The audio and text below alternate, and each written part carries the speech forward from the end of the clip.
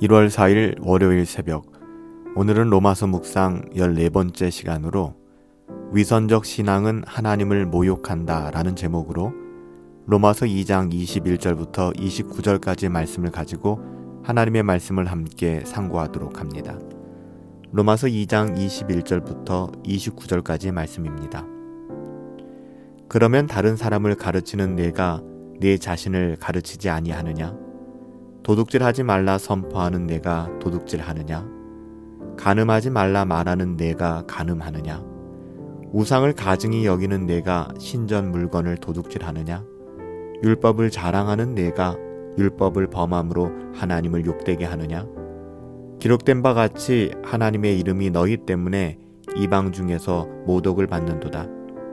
내가 율법을 행하면 할례가 유익하나 만일 율법을 범하면 내 할례는 무할례가 되느니라. 그런즉 무할례가 율법의 규례를 지키면 그 무할례를 할례와 같이 여길 것이 아니냐.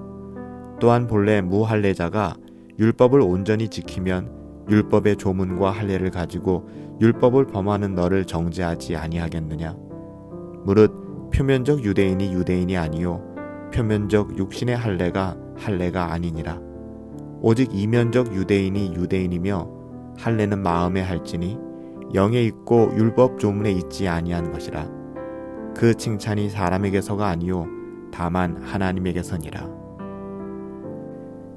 유대인들의 잘못된 신앙을 고발해온 사도 바울은 이제 오늘 로마서 2장 마지막 부분에 이르러 그들의 위선적인 신앙을 잘 드러내고 또 그들의 신앙의 문제점들을 고발하고 있습니다.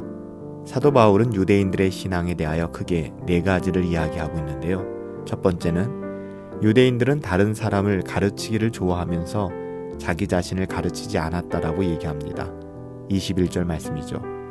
둘째는 유대인들은 자신들이 가르쳤던 것을 스스로 어겼다라고 21절부터 22절에 증언하고 있습니다.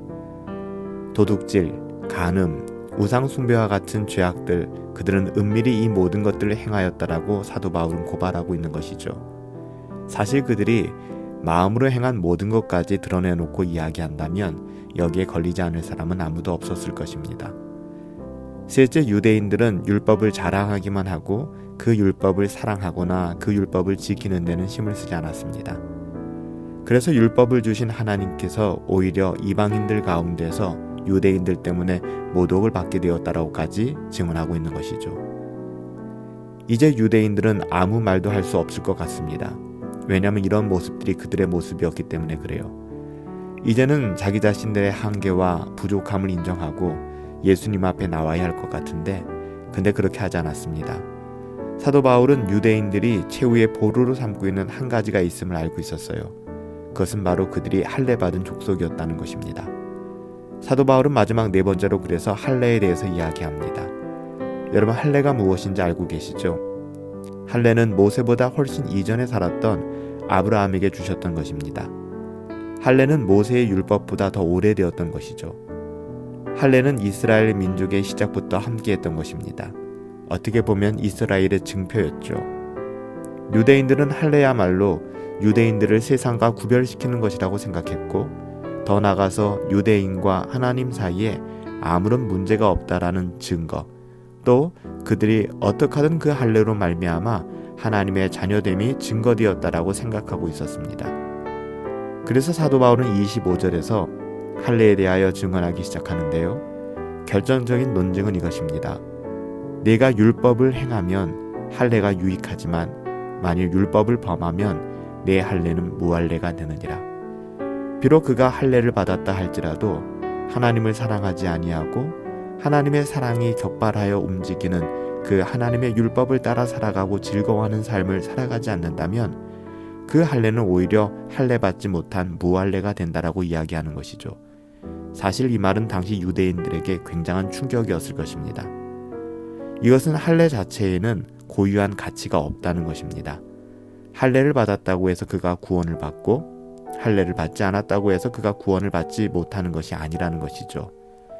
율법을 지키지 않으면, 하나님을 사랑하고 그 뜻대로 행하지 않으면 할례는 아무 의미가 없다라는 말입니다. 오늘날 우리가 할례를 세례로 비교해서 이야기할 수 있을 것 같아요. 우리가 가끔 세례를 받기만 하면 자동적으로 구원받는 것이라 생각하기 쉽습니다. 그렇지만 세례를 받기만 하면 자동적으로 구원을 받는 것이 아니라 참된 믿음이 있어야 하죠. 그 참된 믿음은 자연스럽게 선한 행실을 가져오게 될 것이고요. 하나님의 율법을 주야로 묵상하며 그 율법대로 살아가는 삶을 즐거워하게 될 것입니다. 우리는 유대인들의 잘못된 믿음이 어떤 결과를 가져왔는지 기억해야만 합니다. 그들의 잘못된 믿음은 하나님의 이름이 오히려 이방인들 가운데서 모욕을 당하고 모독을 받는 결과를 가져왔다는 것이죠. 조심스럽게 우리의 삶을 돌아보게 됩니다. 혹시 우리의 신앙생활이 마찬가지로 굉장히 우리는 잘하고 우리는 떳떳하고 바르게 신앙생활한다고 생각하지만 오히려 우리의 열심이 사람들로부터 하나님을 모독당하게 하는 것은 아닌가? 우리에게는 그리스도인이라는 이름이 붙여져 있습니다. 우리가 그에 합당한 삶을 살지 않는다면 우리 때문에 예수님의 이름이 세상에서 모독받지 않을까요? 사랑하는 여러분, 위선적인 신앙은 오히려 그 열심을 더할수록 하나님을 모욕하게 되어 있습니다. 유대인들은 그 모든 불의에도 불구하고 자신들이 할례를 받았기 때문에 그 할례를 자랑하고 그것이 구원의 증거가 된다라고 이야기했지만 여러분, 결코 그렇지 않습니다. 우리는 혹시 할례와 같이 유대인들이 할례를 자랑했던 것처럼 하나님 앞에서 자랑하고 있는 것이 있지는 않습니까? 유대인들이 할례를 근거로 자랑했듯이 혹시 우리가 자랑하는 것들은 무엇일까요? 또한 우리는 이것이 구원의 표징이라고 생각하고 그것을 붙들고 있지만 그것이 과연 우리의 구원을 보증해 주는가 다시 한번 돌아볼 수 있게 되기를 원합니다. 살아계신 아버지 하나님, 저희는 그리스도인입니다. 저희는 그리스도의 이름으로 불리우는 사람들입니다.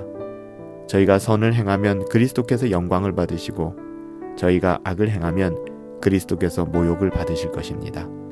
그러므로 우리는 오늘도 경건을 심쓰며 또 선을 행하고 심서 죄와 싸울 수 있기를 원합니다. 이 땅에서 구별된 소금과 빛된 삶을 살아가게 하여 주시옵시고 우리의 어떠함을 증명하고 자랑하기보다는 섬기며 나누고 베푸는 삶 살아갈 수 있도록 하나님 은혜 더하여 주시옵소서. 우리 가운데 있는 모든 위선적 신앙은 다 사라지게 하시고 영과 진리로 하나님을 대면할 수 있도록 우리에게 은혜를 더하여 주시옵소서. 하나님이 우리의 영혼을 붙잡아 주실 것을 믿사오며 존귀하신 예수님의 이름으로 기도하옵나이다. 아멘. 한 주간의 일상이 시작되었습니다. 오늘 하루도 위선적인 신앙으로 하나님을 모욕하는 것이 아니라 참된 신앙으로 하나님께 영광 돌려드리고 하나님을 즐거워하는 삶 살아갈 수 있는 저와 여러분들 되시길 예수님의 이름으로 축복합니다. 오늘 하루도 승리하십시오.